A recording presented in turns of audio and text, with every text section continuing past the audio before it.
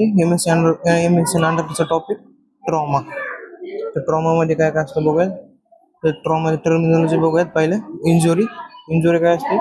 Result of the harmful event that arise from release of the specific form of energy. ह्याचा result काय असतो? आपल्याला harm होतो, injury होते, लागतं, कापतं, मोडतं, इंजुरी होते. कशामुळे?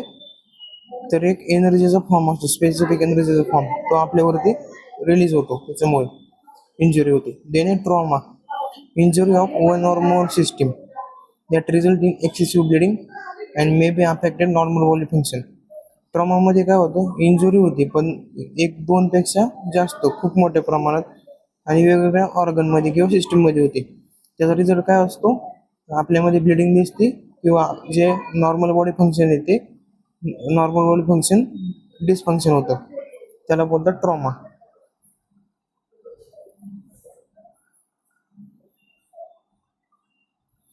Types of trauma. पहिले ब्लंट ट्रॉमा. ब्लंट ट्रॉमा काय असतो? Result of an impact from a blunt object. Blunt object ह्या डायग्राममध्ये तुम्हाला दिसत असेल. ब्लंट ऑब्जेक्ट आपला हाताची मुठ्ठी, त्यांनी आपण स्टमकला हार्म केलं तर त्यावेळेस असतो तो ब्लंट ट्रॉमा. ब्लंट ट्रॉमामध्ये आपल्याला हाताने मारणे किंवा एखाद्या ब्लंट ऑब्जेक्टने मारणे, तो सॉलिड असतो किंवा हार्ड मटेरियलमध्ये असतो, त्याच्यामुळे आपल्याला सिव्हिअर इंजुरी होऊ शकते. Then penetrating trauma. Penetrating trauma म्हणजे result of an object penetrating the body. Assessment and diagnosis of the blunt injury are more difficult than the penetrating injury. Penetrating ट्रॉमामध्ये काय असतो? एखादा कोणता पण शार्प ऑब्जेक्ट आपल्या बॉडीमध्ये घुसवणे, त्याला बोलतात penetrating trauma. Then multi trauma injury affecting the simultaneously different organ and body or system. जर खूप सारे ट्रॉमा किंवा इंजुरी असतील, ते आपल्या बॉडीवरती किंवा ऑर्गन सिस्टीमवरती अफेक्ट करतात. तर गोल्डन आवर्स काय असतात ट्रॉमामध्ये? The first hour following the trauma during the aggressive resuscitation can improve chance of the survival and restore of the normal body function. The first hour हा गोल्डन आवर असतो ट्रॉमाचा. Early pre hospital care, ह्याच्यामध्ये कुठले काय करतो आपण? Pre hospital care करायचे, early transport करायचं हॉस्पिटलमध्ये, ॲग्रेसिव्ह रिससिटेशन करायचं, intervention in ED, continue care in ICU, have definite and significant role in preventing death due to the trauma. तर एक असतात गोल्डन आणि एक असतात platinum minutes. The importance of time in trauma is increasing evident from the evolution of the concept. The platinum 10 minute. The minutes जे असतात platinum 10 minutes असतात. हे क्वेश्चन तुम्हाला MCQ मध्ये विचारले जाऊ शकतात. तर ट्रॉमा टीम मध्ये कोण कोण असतो? एअरवे डॉक्टर असतो, सर्क्युलेटरी नर्स असते, ऑर्थोलॉजिस्ट असतो, स्क्रब नर्स असते, टीम लीडर असतो, सोशल वर्कर असतो, रेडिओग्राफर असतो, सर्क्युलेशन डॉक्टर असतो आणि एअरवे नर्स असते. हे सगळे वेगवेगळ्या डिपार्टमेंटचे लोक ते त्यांचं काम करत असतात इनोव्हेटिव्ह किंवा ट्रॉमा युनिटमध्ये. तर ही आहे ट्रॉमा टीम. तर प्रिपरेशन अँड ट्रायल्स बघूयात आता. प्री हॉस्पिटल फेजमध्ये काय काय येतात? Pre hospital agency coordination, call on emergency number and mobilise the trauma to emergency department. आणि हॉस्पिटलाइज फेजमध्ये काय येतात? ॲडव्हान्स प्लॅनिंग करायची आणि सेव्ह टाईम. कमीत कमी टायमामध्ये जास्तीत जास्त ट्रीटमेंट, इफेक्टिव्ह ट्रीटमेंट पेशंटला प्रोव्हाइड झाली पाहिजे. तर ट्रॉमा डेथ म्हणजे काय करायचं? Peak first within the minute of injury due to the major neurological or vascular injury medical treatment can be really improve outcome. ज्यावेळेस इंजुरी होते त्याच्या विदिन अ मिनिट आपण केअर प्रोव्हाइड करायची, मेडिकल ट्रीटमेंट. ह्याच्यामध्ये most of the chances असतात neurological किंवा vascular injury झालेली असते. देन सेकंड पीक मध्ये occurring during the golden hours. Golden hours केले यायचं केअर प्रोव्हाइड करायचं पेशंटला ड्यू टू द इंट्राक्रॅनियल हेमरेज, म्हणजे ब्रेनमध्ये जर ब्लिडिंग होत असेल किंवा मेजर थॉरेसिक ॲब्डोमिनल इंजुरी असेल त्यावेळेस गोल्डन आवर्सचे यूज करायचं. Primary focus on the intervention of the advance trauma life support methodology. Advance trauma life support ही मेथडॉलॉजी ही आपण प्रायमरी इंटरव्हेन्शन करतो, म्हणजे इम्प्लिमेंट करतो पेशंटवरती ड्युरिंग द सेकंड पीक मध्ये. ज्याने थर्ड पीक मध्ये occurs after days or weeks due to the sepsis and multiple organ failure. Third peak मध्ये आपण पेशंटची केअर करणार. सगळं ऑपरेशन वगैरे झाल्यानंतर पेशंटला कुठल्या प्रकारचं इन्फेक्शन होऊ नये किंवा ऑर्गन फेल्युअर होऊ नये त्यासाठी आपण पेशंटला ॲज पर द बेस पेशंटला कोणती नीड आहे त्यानुसार आपण पेशंटला ट्रीटमेंट प्रोव्हाइड करत असतो. तर या फेजेस आहेत.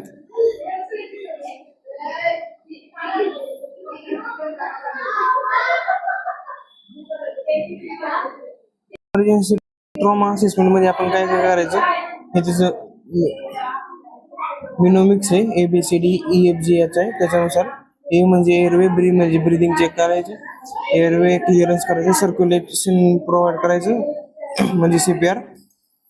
सेकंडरी सर्वे मध्ये आपण डिसॅबिलिटीला दूर करायचं, एक्सपोजर आणि एक्झामिन करायचं पेशंटला, फुल ऑफ व्हायटल सायन्स करायचं, कम्फर्ट प्रोव्हाइड करायचं पेशंटला, history and head to toe assessment करायचं, इन्स्पेक्ट पोस्टेरियर सरफेस. पेशंटचं आपण जर असं हल्ला बिल्ला किंवा दंगेबिंगे झाले तर आपण पेशंटला पूर्णपणे चेक करत नाही व्यवस्थित. त्यावेळेस आपण आपला रोल व्यवस्थित प्ले करायचं. पेशंटला एंटेरियर आणि पोस्टेरियर दोन्ही बाजूने चेक करायचं, ब्लिडिंग कुठून होती ते बघायचं. काही काही वेळेस इंजुरीमध्ये पोस्टेरियर ब्लिडिंग पण होत असते.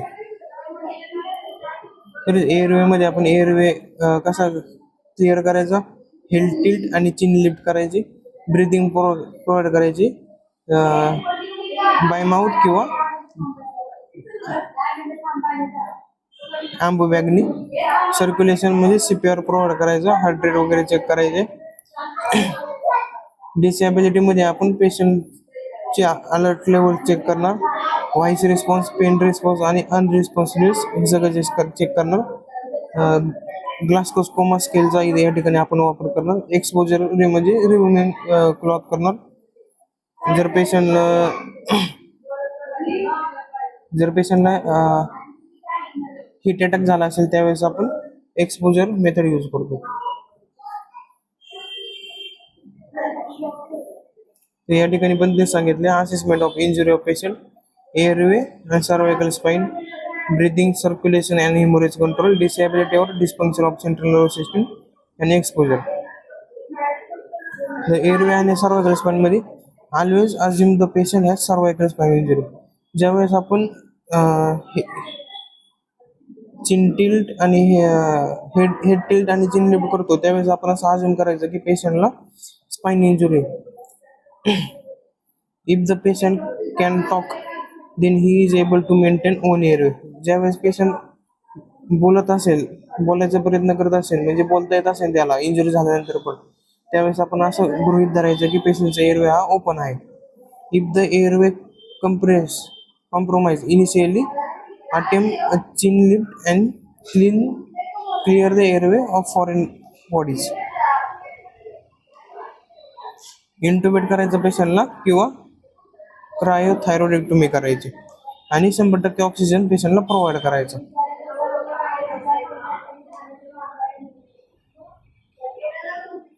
तर हे हेल्थ टिल्ट आणि चिन लिफ्टची मेथड आहे.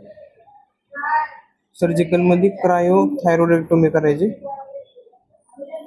आणि ब्रीदिंग मध्ये check the position of the trachea, respiratory rate आणि एअरवे एंट्री. ट्रकियाची पोझिशन चेक करायची, रेस्पिरेटरी रेट चेक करायचा आणि एअर एंट्री चेक करायची. If clinical evidence of tension pneumothorax will need immediate relief. ज्यावेळेस पेशंटला टेन्शन निमोथोरॅक्स असेल, म्हणजे लंग्सला इंजुरी झाली असेल, लंग्स कॉलअप झाले असतील किंवा प्युलर कॅव्हिटी मध्ये पाणी भरले असेल, त्यावेळेस इमिडिएट केअर पेशंटला गेली पाहिजे. Place the venous cannula through the second intercostal space in a mid-clavicular line. इमर्जन्सीमध्ये आपण इंटरकोस्टल स्पेसमध्ये मिड क्लॅव्हिक्युलर लाईनमधून आपण एक व्हिनस कॅनोला प्लेस करतो. If open chest wound seal with the occlusive dressing.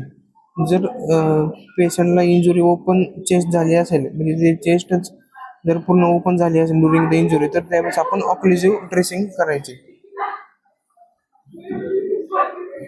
Tension pneumothorax काय असतं?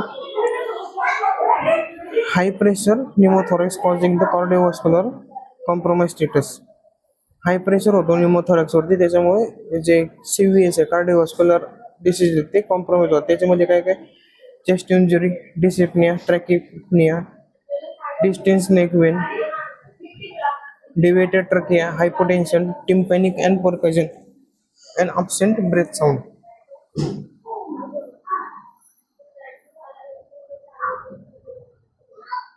तर त्याचे ट्रीटमेंट काय करायचे? निडल कंप्रेशन करायचं थ्रू इंटरकॉस्टल स्पेस मधून. Insert the needle at the second intercostal space mid clavicular line. आपण एक अजम्पशन हे अज्युम करायचे की मिड क्लॅव्हिक्युलर लाईन कुठे असेल, त्याच्यानुसार आपण सेकंड रिबच्या मिड इंटरकॉस्टल स्पेसमध्ये निडल इन्सर्ट करतो. And follow by the insertion of the chest tube. Needle बरोबरच आपण चेस्ट ट्यूब इन्सर्ट करायचे. Severe fail chest. Segmental separation of the chest wall causing the inability to breathe and ventilate the lungs. Severe fail chest मध्ये काय होतं? जी chest wall असते ती सिव्हिअरली injury झालेली असते किंवा सेपरेट झालेली असते, त्याच्यामुळे पेशंटला ब्रिदिंग किंवा व्हेंटिलेशन करत नाही लंग. त्याच्यामध्ये काय काय होतं? डिसेप्निया होतो, ट्रॅकिपनिया होतो, पॅराडॉक्सियल मुवमेंट होतो, डिक्रीज ब्रेथ साऊंड होतो. रिसर्च आपण काय करायचं? इंटरव्हेशन करायचं पेशंटला, रेस्पिरेटर प्रोव्हाइड करायचं, ऑक्सिजनेशन करायचं, पेशंटचं पेन कंट्रोल करायचं आणि ब्रिदिंग एक्सरसाइज प्रोव्हाइड करायचे. फेल चेस्टमध्ये असं असतं जी एक साईडची चेस्ट त्याचं काम व्यवस्थित करत नाही. त्याने सर्क्युलेशन आणि हिमोरेज कंट्रोल मध्ये कसं करणार आपण? ह्याच्यामध्ये आपण पल्स चेक करायचे, कॅपिलरी रिटर्न चेक करायचा आणि state of the neck veins check करायचे. Identifying the exsanguinating hemorrhage and apply the direct pressure. ज्या ठिकाणी ब्लिडिंग होत असेल त्यावेळेस त्या ठिकाणी आपण डायरेक्ट प्रेशर अप्लाय करायचं with the gauze piece and cotton, जेणेकरून ब्लिडिंगचा अमाऊंट कमी होईल. Place 2 large calibre intravenous cannulas. एक सगळ्यात मोठ्या साईजची कॅनोला आपण पेशंटला ॲडमिनिस्टर करतो आणि इंटरव्हेनस फ्लुइड पेशंटला प्रोव्हाइड करायचे, का तर पेशंट डिहायड्रेशनमध्ये किंवा हायपोव्हेंटिलेशनमध्ये जाऊ नये म्हणून. आणि पेशंटला ECG मॉनिटर बरोबर अटॅच करायचं. डिसॅबिलिटी आणि dysfunction of the central nervous सिस्टममध्ये काय?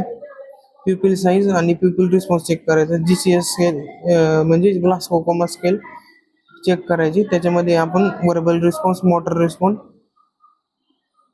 आणि आय मुवमेंट चेक करतो. मोटर आणि सेन्सरी एक्झामिनेशन करायचं. एक्सपोजरमध्ये काय करायचं? Head to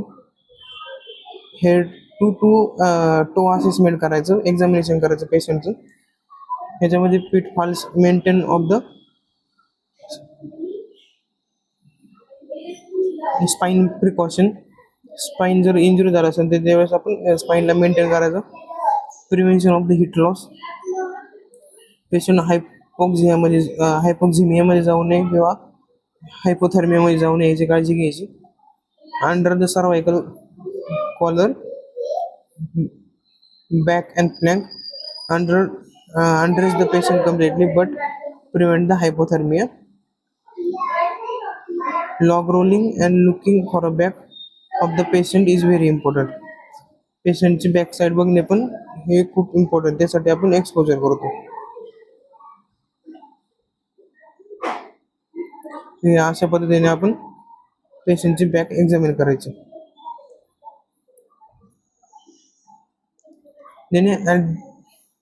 ॲडजंक्ट to the primary सर्वे. ह्याच्यामध्ये काय काय करायचं आपण, exam during or after primary survey to add in identify the life threatening injury. Examination करायचं, ECG करायचा, ब्लड मधलं ऑक्सिजन लेवल चेक करायचा, चेस्ट एक्सरे करायचा, पेल्विक एक्सरे करायचा, पेशंटचं ABG करायचं म्हणजे आर्ट्रियल ब्लड गॅस एक्झामिनेशन करायचं, कॅथेटराईज करायचं पेशंटला. फास्टमध्ये आपण काय करतो, focus abdominal sonogram for trauma. हे ट्रॉमामध्ये आपण करतो fast assessment. Resuscitation may be require in some cases. जर पेशंट कोलॅप्स झाले असेल,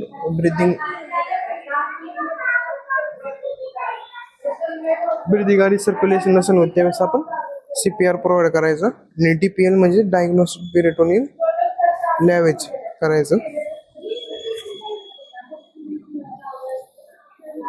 द सेकंड सर्वेमध्ये काय होतं, second survey does not begin until the primary survey is complete. जोपर्यंत प्रायमरी सर्वे हा कम्प्लीट होत नाही तोपर्यंत सेकंडरी सर्वे बिगिन करायचं नाही, स्टार्ट करायचं नाही. Resuscitative efforts are established and the patient is demonstrating normalizing of the vital function. जे आपण रिससिटिव्ह एफर्ट्स देणार आहे ते एकदम पेशंटला पूर्णपणे इफेक्टिव्ह असले पाहिजे, ज्याच्यामुळे जे डिस्फंक्शन झालेले किंवा ॲबनॉर्मल झालेले बॉडी फंक्शन आहे, व्हायटल फंक्शन आहे, ते सगळे नॉर्मल झाले पाहिजे. हेड टू इव्हॉल्युशन करणार. ॲम्पली हिस्ट्रीमध्ये, ॲम्पली म्हणजे A for allergy history check करणं, मेडिकेशन कुठले करंटली घेत आहे का ते बघायचं, पास्ट इलनेस आहे का पेशंटला तो बघायचं, लास्ट मील कधी घेतला होता ते रिलेटिव्हकडून इन्फॉर्मेशन घ्यायची, आणि इव्हेंट आणि एन्व्हायरमेंट रिलेटेड टू इंजुरी.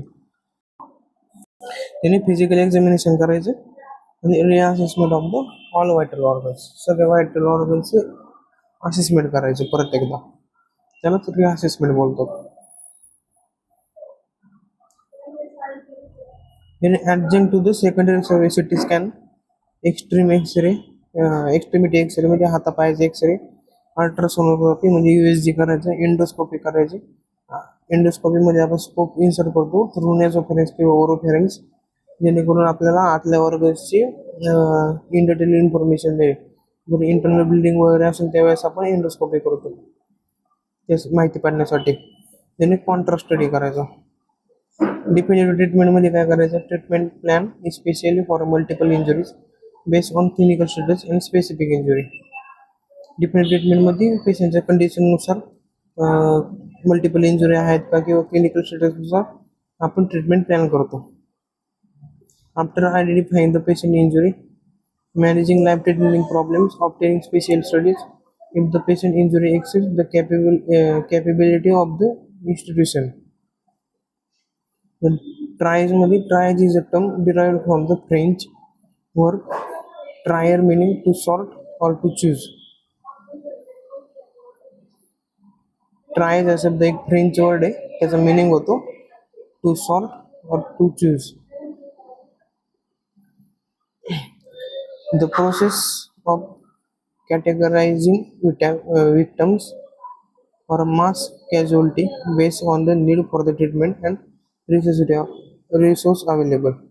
तर ट्रायजमध्ये काय करतो आपण, पेशंटच्या कंडिशननुसार, इंजुरीनुसार त्यांना त्या कलर कोडमध्ये आपण ठेवतो.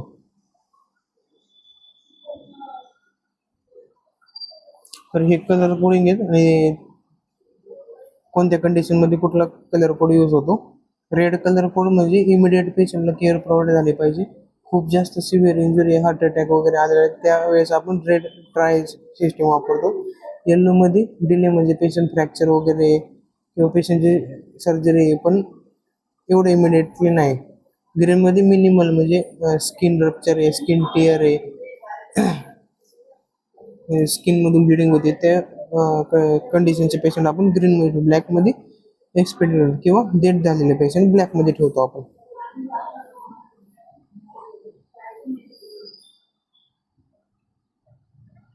Then role of trauma nurse, care provider, nurse have should knowledge about the trauma, different types of trauma, how to prevent trauma, how to do action in a trauma, पेशंटच्या कंडिशननुसार नर्सला केअर प्रोव्हाइड करता आली पाहिजे. एड्युकेटर, जी nurse आहे ती as a एड्युकेटर role करते. म्हणजे जे पेशंटचे relatives आहेत किंवा पेशंटला